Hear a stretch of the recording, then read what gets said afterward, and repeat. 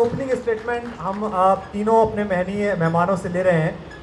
अभी तक जो बात आई है वो आई है, प्रभा जी ने कहा कि भाई जो डेफिशिएंसी जिसकी होगी, जिसकी कमी होगी, साहित्य एक अपने आप में ऐसी चीज़ है जैसे व्रत के, जब आप व्रत रखते हैं तो शाम को होते होते आपको नमक का खाना बहुत खींचता है, अंदर से खींचता है, नमक खाया जाए, शरीर बोलता है।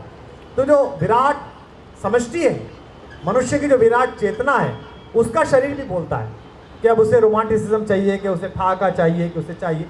अभी ओपनिंग स्टेटमेंट है, इसमें आपकी बातें सम्मिलित होंगी, आपके सवाल जो मेरे ध्यान में आएंगे मैं पूछूंगा, आप भी पूछेंगे।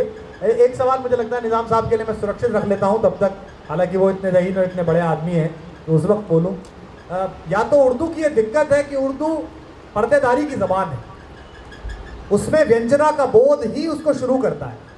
हिंदी में सुविधा है कि हमारे पास जो तीनों शब्द शक्तियाँ हैं, अभिधा, लक्षण और व्यंजना, उन तीनों का लालित्य पुष्ट हो गया 1000 साल में, 800 साल में, हज़रत अमीर खुसरो और सहरपा से अगर हम चलें।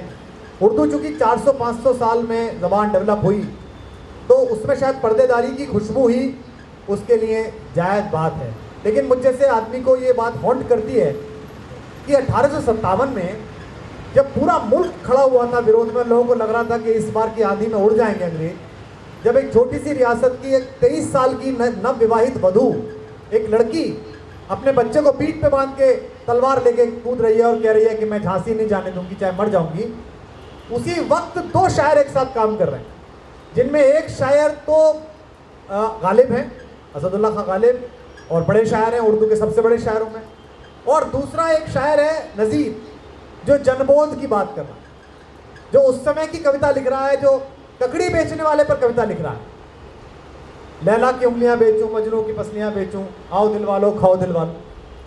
उससे आगे निकलकर अगर नज़ीर उस वक्त से आगे निकलकर ये कविता लिख रहे हैं कि सब ठाट पड़ा रह जाएगा जब लाज चलेगा बंजारा, तो मुझे लगता है कि कहीं अगर समरसता आई, कहीं तथाकथित रूप से कभी समाजवाद आया और इस बात का डिस्कशन हुआ कि कौन से साहित्य ने किस समय पुष्ट किया, तो मुझे लगता है नज़ीर जैसा शायर भी गालिब के आसपास आके खड़ा होगा। अभी थोड़ा पीछे हैं वो, इस पर भी हम बात करेंगे।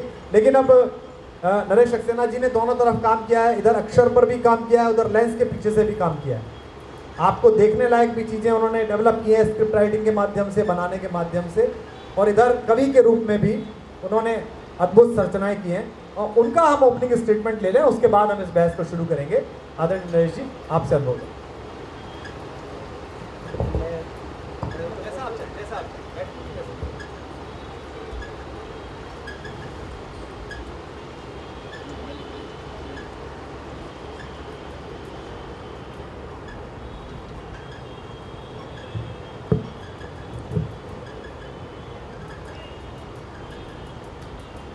साहित्य और युगबोध जैसे विषय पर इतने श्रोता मैंने जीवन में कभी नहीं देखे।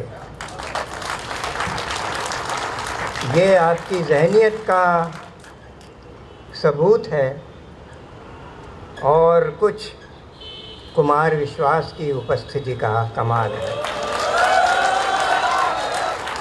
ये आवाज़ बता रही है। भाषा पर अगर आएँ तो जिन भाषाओं में हमने आज़ादी की लड़ाई लड़ी अंग्रेज़ों के ख़िलाफ़, यानी तिलक ने महाराष्ट्र में, गांधी ने गुजरात से, सुभाष चंद्र बोस ने बंगाल से लड़ाइयाँ लड़ी और अंग्रेज़ों को बाहर निकाला, और 47 के बाद ये सारी भाषाएं अंग्रेज़ी की ग़ुलाम हो गईं। आप सब जानते हैं, अंग्रेज़ी में ही IAS चाहिए, अंग्रेज़ी में IIT चाहिए, अंग्रेज़ी में IIM चाहिए, अंग्रेज़ी में ही मल्टीनेशनल के मार्केटिंग एग्जीक्यूटिव चाहिए, अंग्रेज़ी में क्या नहीं चाहिए, हिंदी में कुछ नहीं चाहिए। हिंदी में ज़्यादा से ज़्यादा चपरासी बन जाएंगे या ज़्यादा से ज़्यादा आप क्लर्क बन जाएंगे। ये जो भाषा का युगबोध है, साहित्य से पहले जिसके बारे में बता रहे थे कुमार विश्वास जी, कि भोपाल में इसका कोई जिक्र ही नहीं है कि साहित्य से क्या मतलब भाषा का। भाषा तो राजनीतिकों की होती है, जिसमें कि हमारे प्रधानमंत्री ने भाषण दे दे करके और पूरा भारत की चुनाव को जीत लिया, और उसको रोका गया, उनके अश्वमेध को तो दिल्ली में रोका गया। तो ये जिस पार्टी से संबंध रखते हैं, कुमार विश्वास साहब, ये हमारे लिए बहुत बड़ी गनीमत है। आज ये स्टार हैं, और बाकी स्टार कौन है? महानायक, सोचिए कौन है महानायक? वो तेल बेचते हैं, आप सब जानते हैं। उनको पैसे की कमी नहीं है, करोड़ों करोड़ मिलते हैं, महानायक कहलाते हैं, लेकिन तेल बेचते हैं। दूसरे